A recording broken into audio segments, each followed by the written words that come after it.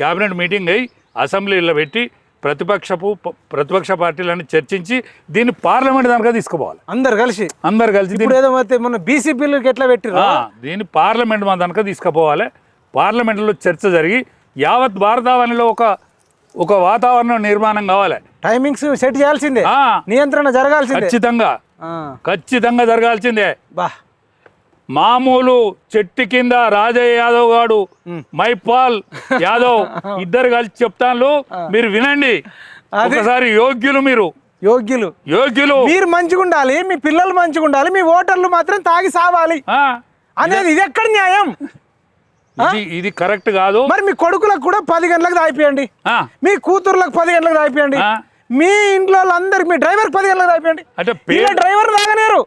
ఇప్పుడు కేసీఆర్ డ్రైవర్ 10 గంటలకు తాగితే ఉంచుతాడా? అంటే అందరా తాగితే జాబులు ఉంచుతాడా?